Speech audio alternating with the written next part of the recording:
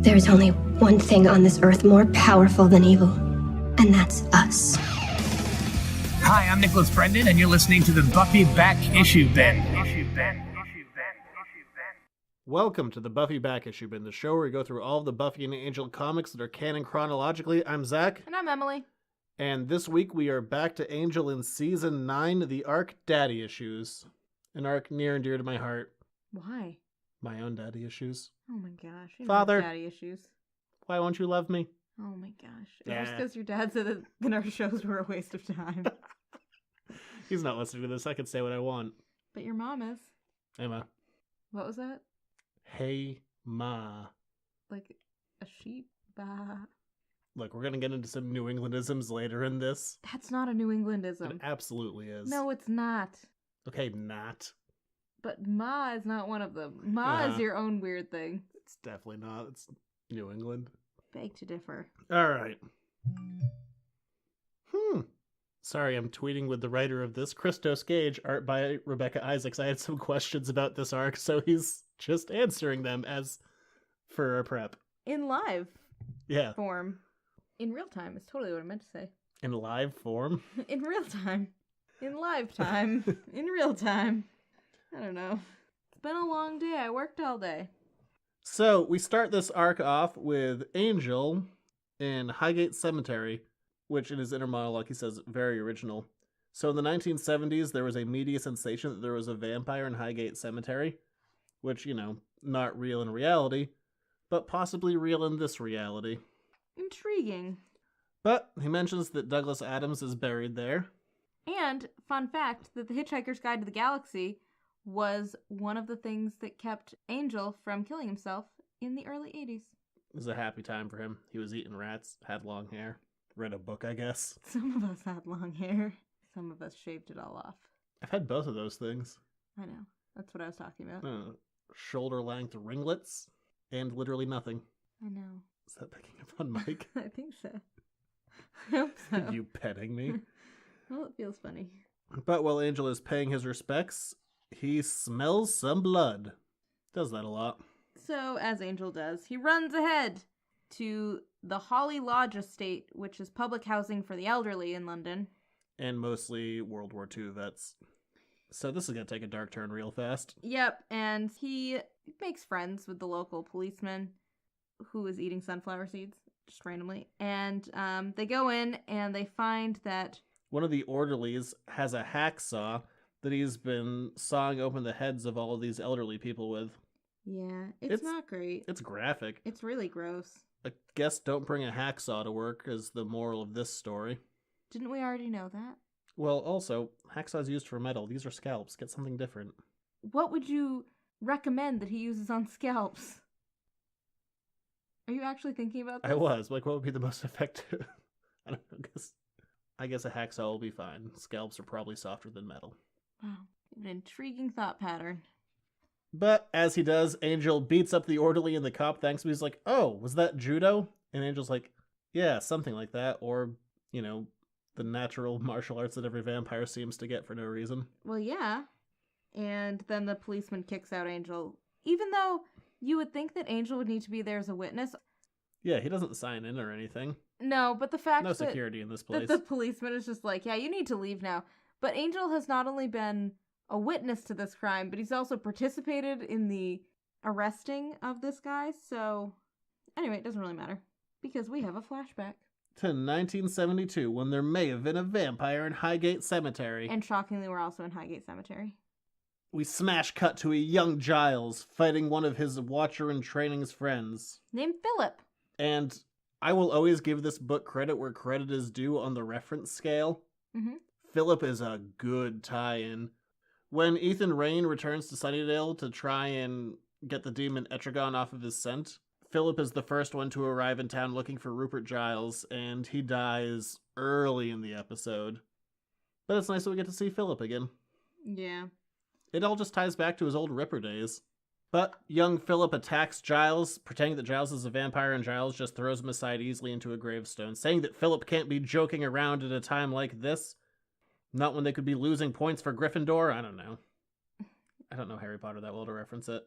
Well, close enough. But Magical school, teenagers. yeah, but they Okay. weren't really at magic school. They learn magic. A little bit, not like Harry Potter. They don't have wands, They have stakes. so I like the wands better. Okay. There's a whole group of these teenage watchers, and they're preparing for their final exam. And all the other watchers are like, look, we've faced vampires before. We're going to be fine. It's fine. We killed a bunch of them. We have nothing to worry about. Our overconfidence won't be our downfall. And baby Giles is like, no, that's all been controlled. We have no idea what the real world is like. It's going to kill us all. Everybody's like, yeah, we're going to be fine. Adulthood, am I right? What part of that is adulthood? What have you had to deal with demons? Inner demons. Oh my gosh, you're so dramatic. But a man in a trench coat and fedora approached them, and it's not a flasher. No, and it's also not a vampire, which poor Philip thinks it is. Philip rushes at him and tries to stake him with the heart, only to have his stake break on his sternum. Poor Philip, right before he does this, he yells, "It's our final exam!" and goes running at it. Philip almost dies here, and what terrible last words those would be. But, oh god, let's deal with pronunciation here. A Lorophage demon, it's called a Loro demon, Lorophage, sticks a tiny spike coming out of his mouth into Philip's head, so... It's kind of like a hummingbird, if you can imagine a hummingbird speak. Oh, thank God you described that, because I was going to struggle with it. So yeah, imagine a hummingbird, but made out of, like, gray skin, these big bulbous eyes. With, like, really long claws. Kind of elongated fingers, and then, let's say, like, 10-inch claws coming out of each finger. Yeah. There. We made it through the demon description. Oh, were you really stressing about that? I kind of was, because, like, you know, he's kind of gray, got a long beak. He's a biggish bird, but without the bird qualities. But our Lorophage demon sticks his hummingbird hummer right into Philip's head. What we find out is that this Lorophage demon feeds on trauma. That's its jam. It sucks the trauma out of people. And then just usually sucks them to death. But another watcher runs straight at Philip to save him. The Lorophage demon takes his hummer out of Philip and sticks his, like, 10-inch claws right into this girl's brain, so she's dead. Yeah, and then he kind of just starts in on the other ones that he can reach. Yeah, he kills a few of these watchers. It's kind of unclear how many. And Giles tries to run and save everybody that he can, but right as he's about to, the Lorophage demon grabs his head and it's about to stick its claws into Giles. But Giles' father and a Tom Selleck-looking watcher tackle the Lorophage demon before it could suck the trauma from Giles. And this is really important. So we're actually reading out of Giles' journal. I don't know if we really mentioned that. But we find out from Giles' inner monologue / journaling that the Lorophage demon brought all of these really traumatic memories to the forefront of his mind, plus seeing all of his friends killed in front of him, plus just general life trauma, that Giles was like, I was going to go mad and then die if this demon was not away from me very quickly. But then the adult watchers show up. And the Lorophage demon runs away, being sated by eating the trauma of children. And I like the way Giles describes it. They just talk about all of the death that these young watchers had seen, and like staring into hell dimensions and killing demons, and just all of these trials they've had to go through. And we also learned that Giles is head boy, just like Wesley. Yeah. Head boy. Continuing reading Giles' diary, we see that he goes to his father and accuses him of being a murderer, saying that they weren't ready for this exam, and that's why they're dying. He's like, you know what? No one's ever ready for this. This is just something you need to deal with. And Giles is like, screw this, I'm out of here. I'm not going to be a watcher any longer. Bet he never turns into a watcher. Bet not. I liked a couple things here. I liked that, what his dad said. Dad said, first of all, that they're watchers and that the specter of death is part and parcel of the life they'd chosen. And then Giles was like, chosen? I didn't choose this, blah, blah, blah. And his dad was like, okay, fine, poor choice of words. The supernatural is our heritage, Rupert, our destiny. We cannot escape it, so we must prepare to meet it. And I feel like that's very much what all of the Slayers went through. Yeah. I also want to mention the art, which, already this creative team, I like them a lot. But Rebecca Isaacs draws a very convincing young Giles, and she also draws a very convincing father. He looks like Giles, but not quite Giles. Like, I completely buy him as the father. Yeah, it looks like Giles a lot in his silhouette and in his kind of profile, but yeah, it's well done. Not quite It's not quite him. Giles. Yeah, it's perfect. It's really good. So jumping back to modern day. We see that Faith and Angel are training together on the only place you can train, a rooftop. It's actually Giles' rooftop. Again, why not? Angel likes a rooftop. Everybody likes a rooftop. And the two of them are going at it, and Faith is saying that earlier she had run into Nadira and some other slayers. While Faith is breaking up yet another fight of Nadira's, she's told about Mother Superior, the new it vampire in town, who doesn't sire and she doesn't kill, and it's just made Nadira upset. And this is an interesting question that I've had before, so I like that one of the other slayers asked it, and they were like, is it even illegal to kill a vampire? I don't know. And Faith was like, it's a gray area. That's so weird to think about. Yeah, now that vampires are out in the open. Yeah. They're sentient, but, it's definitely a different thing. Also, I don't really need to worry about it because it's certainly not going to be a real-life law. Yeah. So, Faith tells Angel all about this fight, and at the heart of it was this human that Nadira was about to kill until Faith cooled her off, and we find out that this human had been biting other humans, pretending that he was a vampire, and basically just not worshipping at sane. The altar of Mother Superior, and Faith is like, this is the third crazy person I've run into recently, and Angel's like, I haven't run into any of those lately. Oh wait, orderly with a hacksaw. Oh wait. Maybe we should find this Mother Superior. And so Angel actually brings up the idea of a Lorophage demon because, as he's been reading Giles's journals, he's like, yeah, this is something that goes into hibernation, and they sleep for decades, and they feed when the stars of the old ones who birthed them align, aka now. Super convenient for the plot that this thing that just happened to suck on Giles' brain went into hibernation and came back just now when it would be important. Right, and that Angel just happened to read that journal entry right now. But we're not going to dwell on that. To get their exposition done, they go to Giles' friend Alistair. He's like, yeah, Lorophage demon could potentially cause insanity, but not usually, because they'll just suck you dry until you're dead. So, unless someone happens to be controlling them, maybe a Mother Superior, I don't know. Maybe a vampire with some hypnosis powers, who knows? But he's like, be careful, and Faith is like, yeah, stop talking. And Angel confronts Faith about this. He's like, why are you so upset? And Faith mentions that a few of the people who have gone crazy have been a war vet, a rape survivor, and an abused kid. And Faith, who has some young trauma herself, this triggers her a little bit. Yeah, and so she mentions that she's found out through her Slayer contacts that Mother Superior hangs out in a deconsecrated church turned nightclub in Highgate. And that all makes sense for somebody calling themselves Mother Superior. That's her DJ name. Is it? It's now my DJ name. So Faith and Angel go to check it out, as one does. I throw together a mean Spotify playlist. But I'm not paying premium. You gotta listen to those ads. Alright. Mother Superior in the house. Hizzy? In the hizzy? Okay. I'm hip. We're all done now. We're all done with you being hip. Okay. And Faith and Angel find this church and take the only way in. Which is smashing out the stained glass window. Pricey. Yeah, it's round, too. It would be pretty. Oh, God. They're wasting so much money on property damage. They really do. At least inspect the area. And they get it and they start punching their way to Mother Superior. And simultaneously, because we're going to have kind of a double header of stories. There's this guy who's been asking around in the pubs for Faith. He goes, do you know her? He's kind of old, frumpy, mostly bald. And while he's asking Nadira, who's at another bar with the Slayers...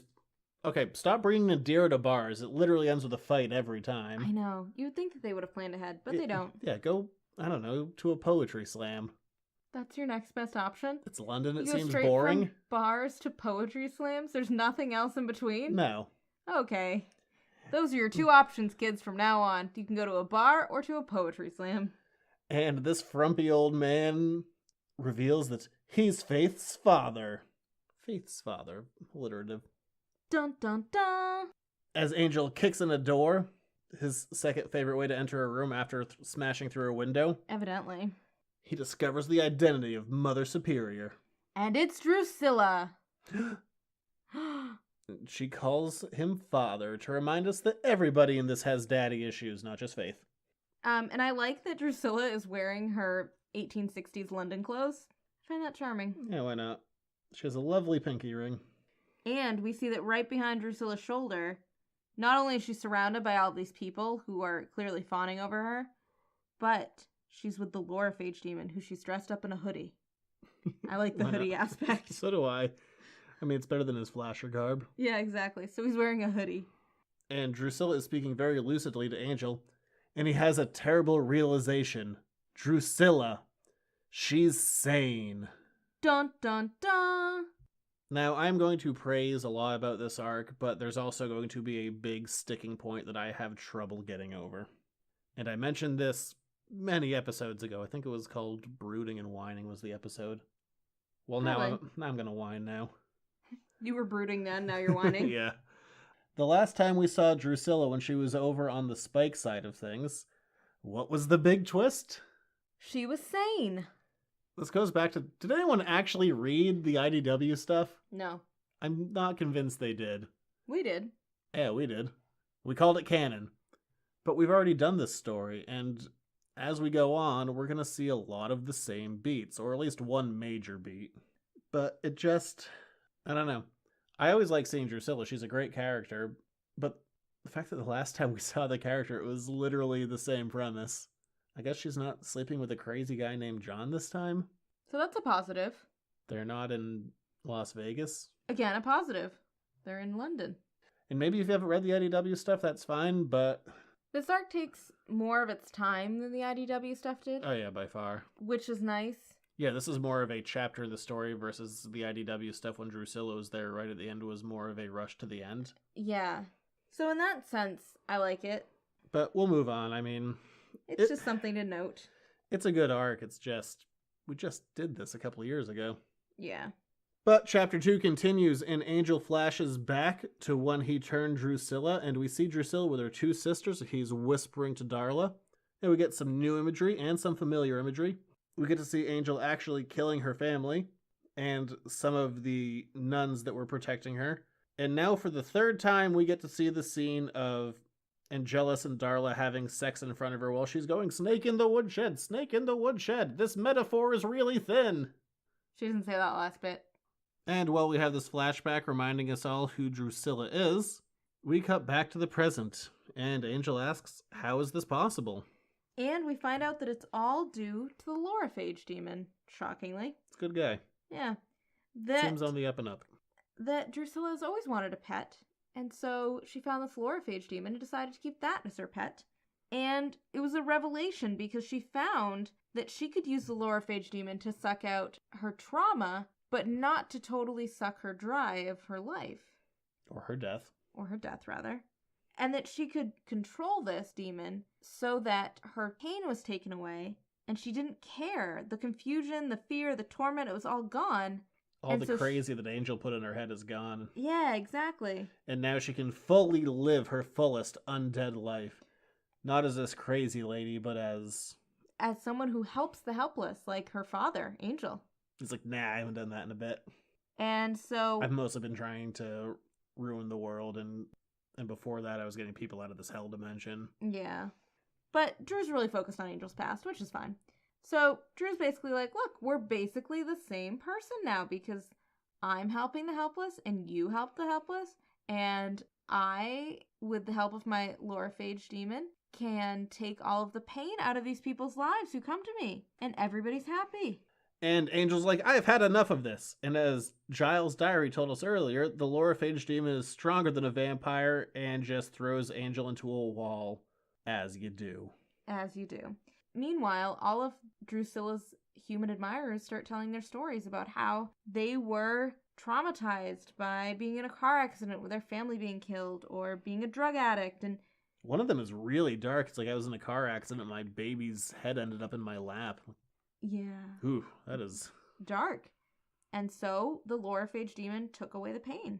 And Drusilla goes to Angel and offers him the opportunity to get his pain away and get out of this self-pity cycle that he's, perpetually in. And he refuses, and just as he's about to throw down, Faith is like, we need to go. There is an army of shiny, happy people here, plus a big demon, plus Drusilla, and we don't even know what we're up against. Yeah. And Drusilla's like, so long, farewell, Avita say, I'll see you later. So close, but so far. And right as they leave, Drew yells out, we're part of each other, you and I. We always will be. Was it the turning into a vampire thing, or the sex? Or the fact that he made her crazy. Or that, yeah. Who knows? So many things. They have a complex relationship. Could have really been any of these things. But we also get a reminder that Drew can see into the future. So, tuck that away in your back pocket. It'll come back. I guess that's not a magic thing? I guess not. She can just see in the future. She's fine. And Faith and Angel return to their London flat where Faith finds her father waiting for her. And Faith is not happy to see him. We find out that he is an alcoholic and that basically he's just used Faith. An absentee dad, and Faith lays out her backstory. She's like, I've always looked for father figures in the wrong place. You should have seen this mayor guy I hooked up with. He was a big snake. Quite literally. And he's like, no, I've been sober. I came here to make amends. And Faith's like, get out of here. And Angel's like, I think you should make up with him. And then Faith tackles one of my bigger pet peeves of this season and continued seasons. I don't just like Angel as a character. I like Angel's supporting cast.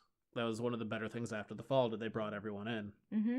And Angel's like, you should talk to your dad. And Faith's like, how many calls from Connor have you screened? I've seen you avoid this kid and everything from your past. Like, I agree. Get those people back. Angel isn't the most interesting part of his thing. Everyone around him makes him interesting. Yeah, but I don't really like Connor, so it's fine. I like Faith a lot better. But get the rest of them. Okay. Get Gunn. Get Illyria. I'm kind of out of people now because the rest of them are dead. Get the Grusalug. Yeah, I like him. He's clever. And Angel just says, well, yeah, I'm a vampire stuck in my self-pity cycle. I can't change. Your father can. And Faith chases him down. She just runs after him yelling, Dad. So, while Faith is having a reunion with her father, Angel goes to have a reunion with his daughter in her old home, where he killed her family and turned her into a vampire. Weird home. Yeah, weird memories. And Drusilla's in there. She's like, I used to be afraid of this place, but you know what? Now it's fine. I might buy it, spruce it up a bit, maybe try and flip it on the market, get into real estate. I think that's my next venture. Yeah, and Angel's like, look, I'm so sorry for everything. Not that that really can say a lot, but Drew's like, why? I was this stupid little girl who believed my second sight was a curse. You set me free. Which is an odd way of looking at it, just so we're clear. Meanwhile, we see the glowing red eyes of her Laura Phage demon in the background, so... And he comes up behind Angel and sticks his fingers in his coconut. Angel's, by the way. Into Angel's head, not into his own head. And Angel returns the favor of having been thrown into a wall and throws this guy into a wall. And he says, this isn't freedom, it's a lobotomy. Which is kind of true. But I think it worked better than lobotomies actually worked. Yeah, I imagine. Kind of the purpose of a lobotomy, but it didn't actually ever work that way. According to the bell jar. And the Laura Phage demon goes up behind Angel again and impales him with one hand. He's going to suck out his trauma with the other. And Drusilla's like, no, he needs to ask. Well, Yeah. he clearly did it a second ago. Make up your mind, woman. Yeah, he clearly didn't want that. Yeah, you But I tried like to that- sneak up on him, and then you're like, no, actually, I want his consent. I like that she's petting the Laura Phage demon's head like he is her little pet. Like a hummingbird. You know, the way you Yeah. pet a hummingbird? Yeah. A humming pet? Yeah. It's kind of cute in a way. And we find what I think is the weirdest part of all of this. Drusilla rips Angel's shirt open. That's normal, that happens. But we find that Angel has pierced one of his nipples, and I don't feel good about this. It's a choice. It's a poor choice. And I was so distracted by it that I didn't even really understand what the words were saying next to it, which was explaining why this is happening. But still. It's basically a magnet to combine pieces of a soul. Supposedly there are 9 pieces of a soul that can all come together to make a person. Huh. And Angel's put this magnet on his nipple. He has a nipple magnet. Mm-hmm. What other magical property involves a character who has split their soul into multiple pieces so that they don't die permanently? Also in London, England. Not in London. Oh, is it not? No, Hogwarts is in Scotland. Is it? Yes! Oh. How did you never put that together? Why are they all British? Where do you think Scotland is? Where do you think England is?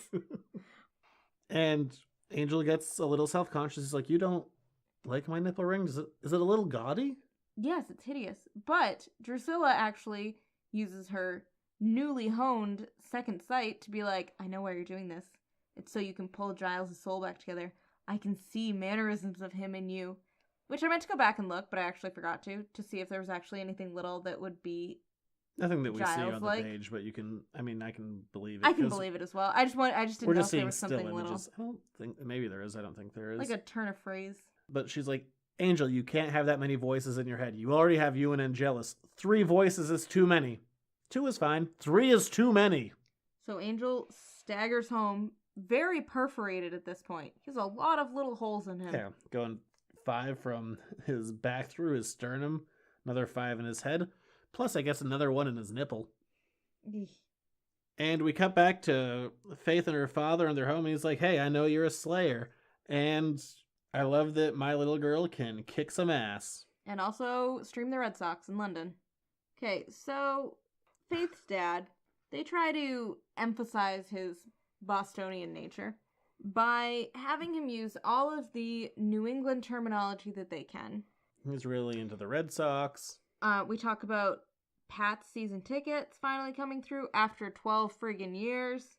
Well, he says that a few times, that phrase that you enjoy. Yeah. He says, I want to have a friggin' party. And hey, let's be upfront. This is a negative New England stereotype. We don't say friggin', we say fucking. No, we don't. I say it. Yep. But we already established that your speech patterns are not the normal New England speech patterns. It just wears. It's kind of like how when they were trying to overemphasize Spike's speech pattern and they were trying to stick every Britishism into everything he was saying as much as they could. It feels like that. It's like, we got it. We got that she's from New England. We actually remembered that. We didn't need 17 references to New England to be like, oh yes, you're from New England. Faith's already brought up the fact that she has spent a lot of time around nuns because we didn't need to bring up the Irish Catholic stereotype anymore. Oh, we're going to get into that more. Oh, we'll get more into that too. So we've gotten a lot of New England references here. I don't feel the need to have every stereotype thrown into one conversation. But Faith gets a text that something's happening with Adira, and she runs away, only for her father to get a call on his old-timey cell phone. I think that is an old-timey cell phone. Please. You want an old-timey cell phone. Also, her father's name is Pat. Pat Lahane. And we see that he's on the phone with someone. He's like, I made you a promise, didn't I? Things are looking up. Don't you worry about nothing. You're going to get exactly what you asked for. And he picks up what looks like a magical glowing orb. And I'll just throw this out here. This is a misdirect, but it's a weird misdirect. Yeah, I didn't even realize that it was a misdirect until most of the main action had taken place. The twist here is that, he's actually a crap dad. But it turns out the real twist is that he's a crap dad, but not in a stealing kind of way. Yeah, for a different reason. Yeah. I didn't even unnecessary twist, put I guess. it together. Yeah. Different kind of crappy. Yeah. And we continue in chapter 3 with Faith finding Nadira, and the two of them immediately get into a fight, and Faith goes, this is getting old. Oh, Faith. Oh, Faith. This isn't going anywhere. The worst part is that this whole Nadira subplot has added literally nothing except for introducing us to the concept of Mother Superior. But if it never came back, it'd be fine too. It will. It will. And we find out that Nadira's freaking out because it doesn't appear to her that Faith has done anything towards finding Pearl and Nash, the two demons who killed all of her Slayer squad. So she's just really upset about it. And Faith is like, look, you gotta get over this. Get over your survivor's guilt. And Nadira's like, I thought you were my friend. And she storms off. Then Faith is like, who keeps letting her go to bars? No, she doesn't actually say that, but she should. It's a good question. Faith is basically like, hey, Nadira, I know something that could help you. I know some way where you can take all of this pain away. And Nadira's like, I don't want to let this pain go. I want to get my revenge. I'm fueled by it. Well, right now you apparently are fueled by alcohol. Nadira? Yeah. Is she And fueled rage, by I guess. Madeira? That's all I think of every time we say her name. Have you ever had Madeira? No. Is it port? I don't know. I think it is.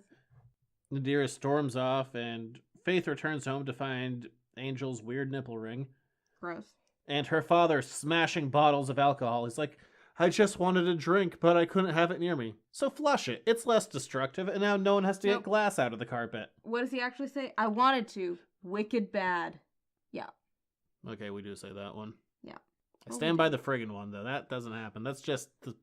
It's kind of a Boston thing, though. But still. Are you kidding? I don't need to hear it all the time. Bostonians take my cursing and bring it to a new level. Depends on who it is, I guess. You bring it The stereotype ones to do. a high enough level, it's fine. Yeah, that's annoying that he smashes them instead of just pouring out the alcohol or, walking away from the alcohol. It doesn't really matter. But in this moment of self-pity, he admits that someone's after him. Handsome Jimmy. So he is part of the Irish mob. It is Boston. Yeah. So Pat has intelligently run to England, closer to Ireland, just because that's what we like to do, I guess. And he's like, look, he's never going to let me go. I want to turn my life around, so I came to you so you could kill old Jimmy Mulligan. Well, he doesn't actually come out and say it. What he says is... Yeah, he does. He says, I want you to kill him. Oh, he does actually come out and say it. I guess I just skipped over that bit. Must put my thumb over it. It's on the bottom of the page. But what he does say is he says that Jimmy Mulligan will never let him go. He didn't come for face money. And then he says, I want you to kill him. It was better in my mind where it was just like, I didn't come for your money. And then it was like, ... fill in the blanks. I liked my version better, actually. And he's like, look, I know you did time in the pen. Do we say that? No. No Okay. one does. Just checking. He does drop all of his G's from ING. I don't know anybody that does that. I'm with you, buddy. You and me, Pat, dropping G's together. Dropping? Dropping them. Dropping them hard. Nope, you're all done. You've Boom. Put the R's back in now. No. Where did they go? Save the R's. They went to New England. Save the R's. And he's like, look, I know you've killed someone before, and this isn't some deputy mayor. Nope, what does he say? He says, Handsome Jimmy, he's a killer. He's filled in more holes around Boston than the friggin' Big Dig. Yep. Yep. So this is this dramatic thing that's happening, and I just can't get over the excessive Bostonianness of this writing. And it's not even that I think that anything about the plot line or whatever. I just can't handle it all. It's okay, we got the point. He doesn't have to say Boston in every sentence, but he does. Hi, my name is Pat and I'm from Boston. Now let me say my sentence. Wicked pissa. I'm from Boston. I saw someone with a t-shirt saying that today. Did you? Yeah. Hang on, I can get into character if you want me to go full New England. Nope, that's fine. You don't need to. Want me to go Jersey? No, that's okay too. You want me to go Philly? They just lose letters in the middle of words. Nope. You're okay. Alright. What was that? Which one was that? I guess that's closer to Philly because I dropped some letters You in the dropped middle. all of the letters. But Faith's like, I'm not going to kill a guy for you. It's like, if you don't kill him, you're just hanging me out to dry. I'm definitely going to be killed. Also, they're here. Yeah, they're very quick to get there. And so Handsome Jimmy's like, this is it, with his little scrap of paper. Maybe he wrote down MapQuest directions from back in the day. Also, okay, so continuing with our terrible stereotypes of Boston. So Handsome Jimmy, the first thing he says is, get out of town. Is that little Faithy Lahane? Last time I saw you, you was this high. Almost lost in your dad's Drew Bledsoe jersey. Do you remember Drewby? I do. Is that what Do you really remember Drewby? Yeah. I don't know, that's what my mom always called him, Drewby. Never heard that one before. My mom makes up nicknames for her favorite football players. And then he asks if you can find his Lucky Charms while he continues being weirdly Irish. Also, there's a guy in a Bruins jersey. I do like the Lucky Charms situation.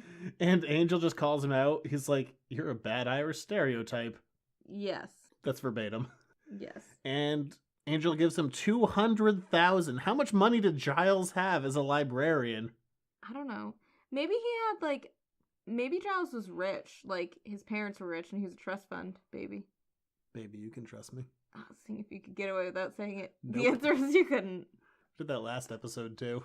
Same one? Is that our Yes. one line now? Yes, we have... I'm an Aaron Burr now. Is that good? You survive. But at what cost? At being the villain of your history books. Gosh, okay. You're as bad as Handsome Jimmy. So, he's like... I was going to do a terrible Irish accent. I'm just not gonna. Yeah, don't try I that chose not to. It's like, why would I give up on this now that I know that he has a rich daughter? I'm going to suck him dry, and Angel turns into a vampire. And they go, vampire, shoot it in the head, which I feel like is very specific, and you know what? Not a terrible idea. And next year, we establish that shooting vampires in the head will kill them. Yeah, and Angel goes, that's zombies. But then they very intelligently go, zombies, vampires, blow off the head, problem solved. I'm with the Irish mob on this one. Except when they say that, they shoot him in the chest. Which is confusing. But, if they would have actually done what they said, it would have worked better for killing off Angel, and then we would have had no more books. So. Thank God they missed the nipple ring.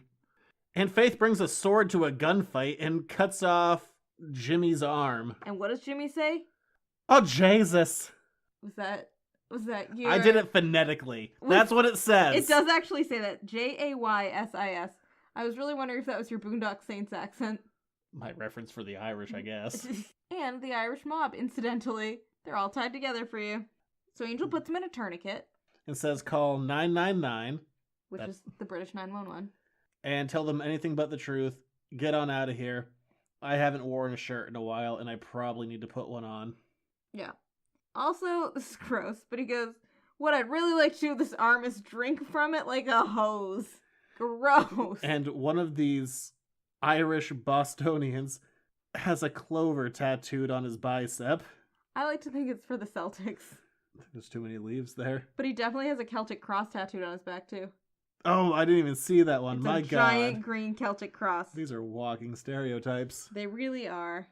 Which, unfortunately, it's making this side of things kind of lose the somewhat serious situation of, like, Faith confronting her father and dealing with all of this. Yeah, and, like, not that there aren't comedic moments in this, but there's the idea of nitty-gritty, we're dealing with life and we're trying to put everything back together again. And all of a sudden, in walk literally the biggest Irish, Catholic, Bostonian stereotypes that we can ask for. And Pat Lahane walks around the corner, super excited. He has glee on his face. He's like, I heard screaming. They're dead, right? And Faith's like, you need to leave. He's like, you know what you are. Don't act like you're better than this. Nope, what does he say? Living in England and you think you're the Princess Friggin Di. Princess Diana? I'm aware of who it is. Sometimes you give me that look when I you just don't kind know of what acknowledged it. I was like, yeah, he said that. That's a thing. Poor Princess Di.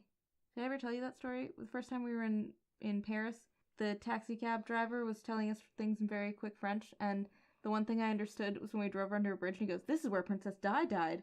And I turned to my parents so excitedly, and I was like, this is where Princess Di died! Because I was so excited that I understood something, and then I realized what it was. And it's like, I know what you really are. And Faith cracks him across the jaw. She's like, I am what you made me, you son of a bitch. And she starts to choke him to death. On the upside, we've stopped, like, asterixing out curses, which is nice. You know, we were doing that for a while. Oh, yeah.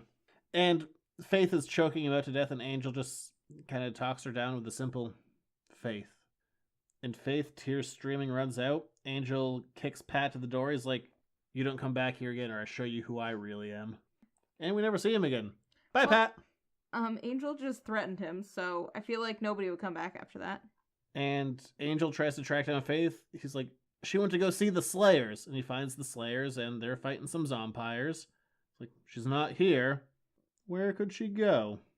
We cut to the only other place we've talked about in this arc, and Faith opens the door to Mother Superior's rockin' house party. And Drew is nicely dressed in white. She looks like she's going to a wedding. And she says, how I've looked forward to your visit.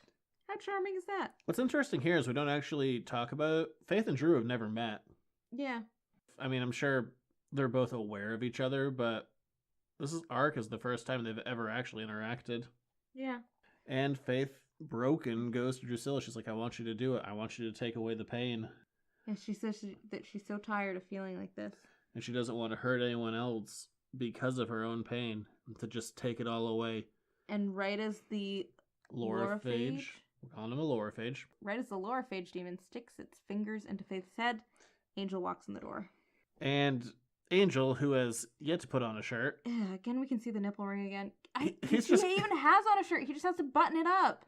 I don't know. He doesn't. That's the shirt that Drew ripped. He just has a jacket on. He has a Why jacket and no shirt. Jacket. Why doesn't he button that up then? Because we want to look at his nipple ring. I don't want to look at the nipple ring. And Angel, who has a sword in hand, kicks the demon in the head instead. Use the sword!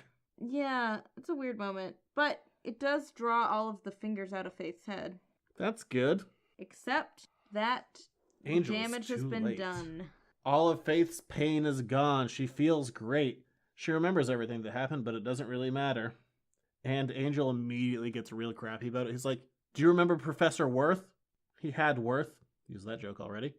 Did you really? Yes. I'm glad you forgot. Oh, gosh. Yeah, you reacted well to it the last time, too. I probably just tried to block it. It's like, do you remember him? You killed him in cold blood. How do you feel about that? 5 by 5? It's like, yeah, it's fine, I guess. Which is one of my least favorite expressions that gets used so much in this book. It's so irritating. 5x5? Yes. She used it all the time. I know, I never liked it. Okay. And then it got referenced on Gilmore Girls, and I slightly liked it a little bit more, and then I didn't like it anymore. Angel gives a rousing speech. He's like, you have to accept your pain and deal with your pain and use your pain to make you stronger. I would never expect this from you. I would have expected it from the girl who came to me in that awesome 2-parter in season 1 who's like, kill me, Angel, kill me. I tortured Wesley, so now you have to kill me. And Wes is like, it's fine, I guess. She tortured me for a bit. Wes. Hey, he's Wes. dead now, it's fine. He's holding a knife in this picture. Yeah, he was in the alley too. He picked up a kitchen knife and he was going to run and kill her, and then Faith collapsed and Angel was hugging her, and then he dropped the knife in the alley. It's right, I remember good all scene. that, but just when you're like, yeah, he's like, basically it's fine. He's holding a knife, so clearly, anyway, it's unrelated. And Angel's like, I'd expect it from that sad girl hugging me in an alley, not from you. And I will take this moment just because I mentioned like them hugging. I like their relationship with this book. There's never a will they, won't they. There's not any undercurrent of a romantic vibe. Yeah. They're partners. And they are. And there's also, I like that their relationship is built not on Buffy. I mean, that's how they obviously met, but we've gone through this entire arc. They don't say the B word a lot. No, but I don't want that. Do you know what I mean? Like, I want them to have their own world built, just like how Angel, the TV show, had to build its own world apart from Buffy. Yeah, and Angel goes to Drusilla and's like, could he give the trauma back? He could if he wanted to, couldn't he?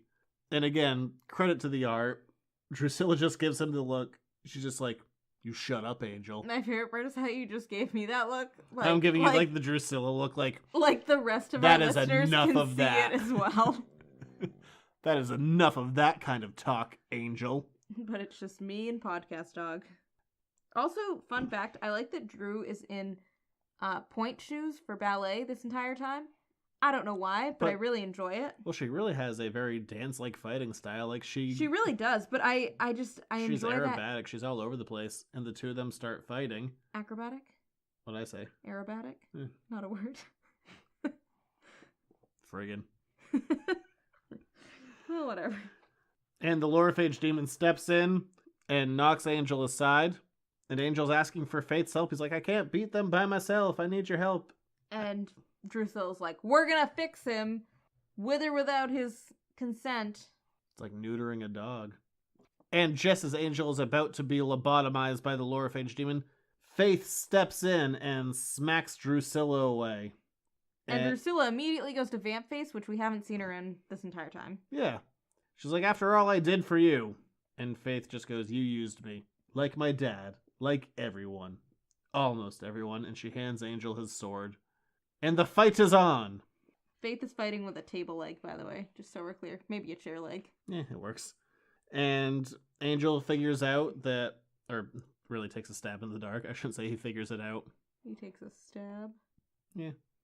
And while fighting the Lorophage demon, he turns his claws on himself and stabs the Lorophage demon and just goes, Drusilla, I'm so sorry.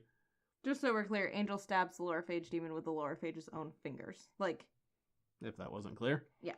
Probably wasn't. No. Okay. It's a lot of he's. He did lots of things. And we see the trauma returning to everyone in the room, including Drusilla. And she's freaking out. She's like, Angel, I can't go through this again. Not again. Not again.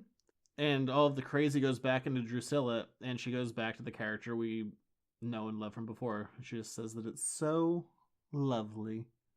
Oh, Angel, I knew you'd save me. And Angel has ruined Drusilla for a second time.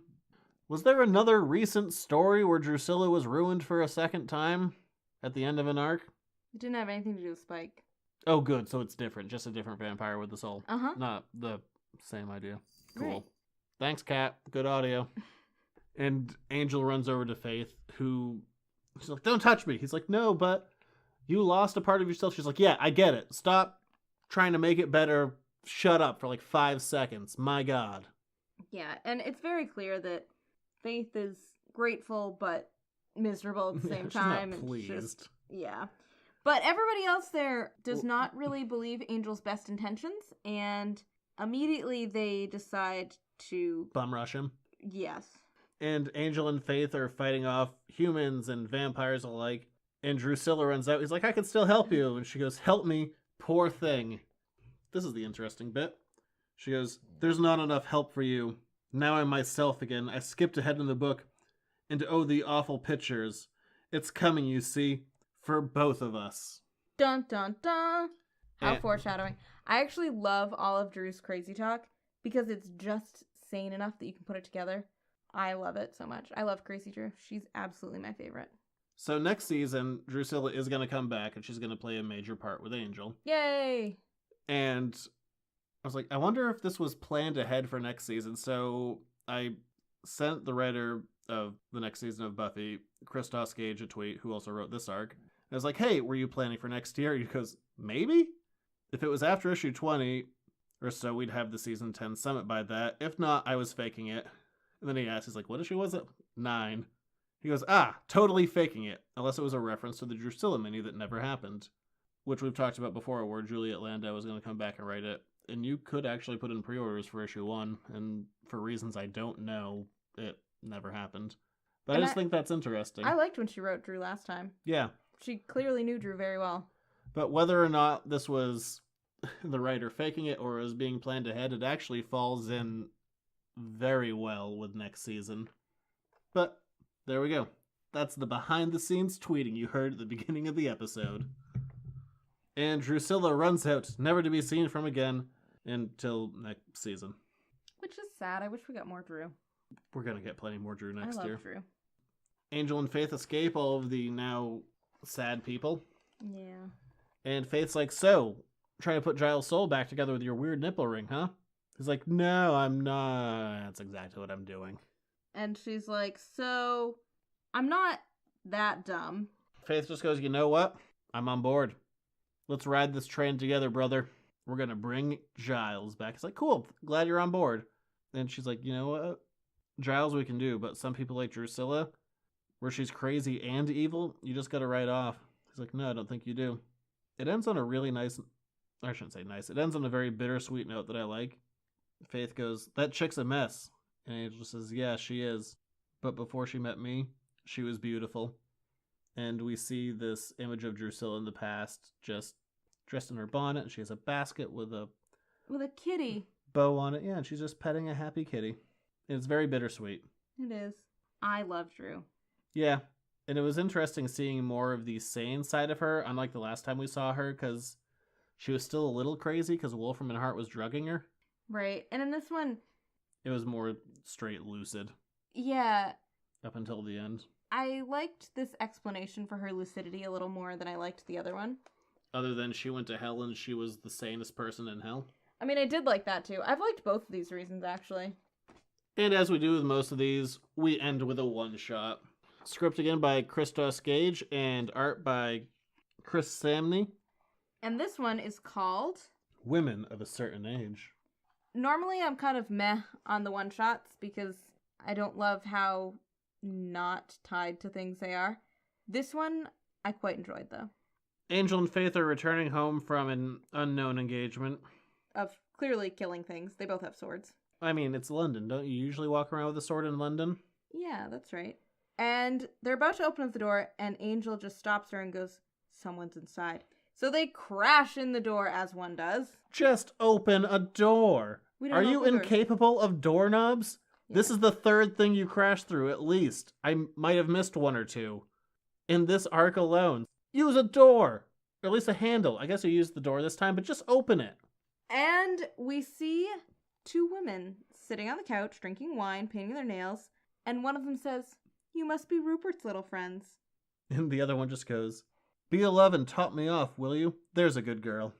They're very elegant. They're very lovely. And who we meet are Giles's great aunts, Lavinia and Sophie. I find them absolutely charming. Everything about them. A lot of the new characters introduced for comics don't stick well and don't fit. These two are great. And apparently these characters, if memory serves, I didn't double check this, let's just say I'm right. These were two characters that were going to be introduced in a potential Ripper spin-off TV show or TV movie. I would believe that. Yeah, and they just never came about. And so we find out that they were also part of the will, that they says all occupants of the country home may remain, and they are occupants of the country home, and thus they may remain. And Faith thought that was just referring to the horses. Whatever. And we find out that these great aunts have the same magical affinity. Aptitude. Yeah, as Giles. But instead of using it for the greater good or for the greater evil, as some people have chosen to do in this universe, they just used it to stay young and hot. And I love them for it. They're kind of great. I love everything about this. The fact that they are like, no, we're not going to think about anything but ourselves. And that's okay. And they're really upset at, like, the end of magic. Like, gray hair has started to, like, show on them. They and can't it's just... terrible. They've put on a little bit of weight because they just can't, like, eat and drink endlessly. And Angel, being Angel, confronts them. He's like, look, I don't know if you know, but I've accidentally killed Giles. And they're like, yeah, it's fine. He lived and died by magic. It's the risk you take if you want to feel guilty about something. Feel guilty about your hair. Like the amount of hair gel that he's using? Is that what they're referring to? I think so. Okay. His hair is extra spiky. Faith is like, so you're here for like shopping or whatever? Which, good guess, Faith. With those two, I would fully believe that. Mm-hmm. But no, we find out that there's a slightly more worrisome reason that they're there, and a door crashes in again. This one's not from Angel and Faith, though. This is from a giant, I don't know what demon. Look, he looks like lizardy thing? He's Killer Croc, but he can breathe fire. Okay, sounds good. And Angel hits this demon with the door. He's like, you forgot to knock. You know what, Angel? So did you. Yeah. And we find out that Lavinia's soul and life are forfeit to this demon. And so Angel and Faith immediately go to kill them. Because they made a deal to keep them young and hot with this demon. Right. And they take his head off. Actually, Faith stabs him through the tongue. And the jaw. Yeah. And so they're like, seriously, you like had zero fighting training? Like none of this is helpful? And one of the sisters just goes, darling, if you're young, beautiful, and rich, what more power do you need? And they're basically like, now that magic has ended, all of these demons are coming to collect their contract, so you're gonna have to kill all of them. And they're like, wait, you bet your soul and your life to this demon for a cellulite cream? And they're like, no, we're not that dumb. We bet that we wouldn't, that we would pay up when the first gray hair arrived on our heads. But as we were going to just continually make that not happen, it was never a problem until the magic ended. Which is your fault, so save us. And about 20 demons show up at their doorstep. And I love Faith's line here. She's like, did Giles hate you as much as I do? The other sister just goes, oh, rather more, I should think. They're just like, yeah, Giles was not our fan. And we just get a line of demons that are coming through. There's a demon that needs to be killed with salt, a giant spider, a snake that eats Angel, and this one demon who, conservatively, let's say he's 500 pounds, just a big dude, yellow skin, kind of pointy ears. He's like, look, I'm not here to fight. I'm gonna die. I'm not here for their soul. I'm just here for one kiss. And Angel steps aside. He's like, gonna allow it. So I like the sister's commentary on this. One sister looks at one of the demons and goes, that's basically a slug. You just have to pour salt on it. And Faith and Angel are just in the slime of this demon. And they're like, go get us some from the kitchen. She goes, ugh, I have to do everything. And then the other sister is complaining to another demon because she says, I can't believe you had the nerve to come here. That potion was supposed to give me 6-pack abs. Does this look like a 6-pack to you? And I just find that absolutely charming that they are just very unconcerned about the dire circumstances around them. But this large demon goes up to Lavinia and she's like, oh, how horrible. And this other demon steps to the door and Angel just goes, hang on, how about a ceasefire? I want to see this. He's like, hey, you and me both, brother. And probably my favorite line of this entire arc, ooh, inventive use of tongue. Bravo. And then he probably dies like a second later. Ew, so gross. They successfully vanquish all the demons. Angel goes to put the last of the unblemished doors up, and Faith goes, do you really want to do that? That's the last spare door. Stop kicking in doors, Angel. Yeah, it's really Angel's fault here. And Lavinia and Sophie give a little bit of a history of Giles, which I am going to give a lot of credit for tying together a lot of different threads. Something way back in one of our first episodes that we didn't really talk about, mostly because it was used as a framing device, was in Tales of the Vampire. everything was set up with a group of young watchers who was talking to a vampire who was telling back all of these stories. And we found out at the very end that the main girl of these younger watchers was really Giles' grandmother, who wanted to go talk to the baker boy from Giles' bakery. This little girl's name was Edna, and we revisit Edna in the scene. And the other thing that connects to it is in Buffy Season 1, Episode 5, Never Kill a Boy on the First Date, Giles recounts his personal history to Buffy, saying that when he was 10 years old, his father told him that he was destined to be a watcher, and that when he was young, he wanted to be a fighter pilot. It was part of his bloodline. Giles' father was a watcher, and his mother before him. And all of this ties in to this couple of pages, and as a bit of a stickler for continuity. You are? Yeah, I know, imagine that. This all fits. And, well, except for maybe one line that kind of bugs me. And we see Lavinia and Sophie are watching over young Giles, who is playing with a plane, with his desire to be a fighter pilot. Yeah. Or a grocer, but Whatever. harder to play, I guess. Yeah, I feel like the grocer line was more like, that was the realistic. That was the gag one. Well, no, I think that what he really wanted to be was a fighter pilot, but the grocer was probably more of a realistic profession. Because, 10-year-olds are realistic. Yeah. And a young Rupert is running around the house, and Lavinia and Sophie are like, ugh, he's so destructive, they should call him Ripper. Yeah. Or, more British, they said, should have named the little blighter Ripper. I know, that bugs you. It doesn't bother me that much. It just feels weird that he'd be like, oh yeah, when I was 10 years old, my aunts called me Ripper. That's my new cool name! Yeah, it's a little forced, but it's okay. I'm cool with it. And we see Edna. Hey Edna, haven't seen you in a bit, not since Tales of the Vampire. And Edna's in a debate with her sisters, who have stayed nice and young. Edna is looking well, but of her actual age. And the two sisters are trying to convince Giles' father and Edna to give them the Shard of Stranos. Does that look right? Yeah, whatever. It doesn't really matter. And they're like, that's a straight no. We don't trust you with something like the Shard of Stranos, because the shard is too important. Also, why do you even want it? Because mostly you guys just want beautifying potions. And as they're speaking, a demon escapes the shard. A light demon. And as he's about to rain down all hell, Giles just picks up a gem and zaps him into solid form for Edna to quickly decapitate him. It works well. He's like, I have a body! And then Edna takes a giant axe. And then he does the Marty Feldman thing. He's like, ain't got no body. Who is that? That was a young Frankenstein thing. Oh, okay. And immediately Edna and Giles' father are like, look, this kid's got to go to Watcher School. And the aunts are like, They have to go to no. Watcher School. He's so young and he's so innocent and nobody wants that. And little Giles is like, I want my plane. And his dad's like, you won't need that any longer, son. Now that we know you have magical skills, it's off to Watcher School with you. That's what you get for saving us all screwed. Hope a vampire doesn't snap your neck. Yeah, that'd be really sad. So the aunts are like, we felt bad for him, so basically we helped him over the years, information, magical items, raw power, and they've just kind of been there to help him out, and now that he's not there... They kind of miss him. Yeah. And they know that Little blighter. Angel wants to bring him back, and they give him the shard so that it might help. Yep, like, this has his childhood essence in it. Super convenient that has his childhood essence. What a weirdly specific thing. And it, like, goes into... Angel's nipple. Yeah, it's real gross. His nipple magnet. And so they bring the aunts up to their rooms, and... Or they're taking over Angel and Faith's room. And they have two very different conversations. Lavinia's with Angel. She's, like, whispering in his ear. She's like, you have to bring him back no matter what.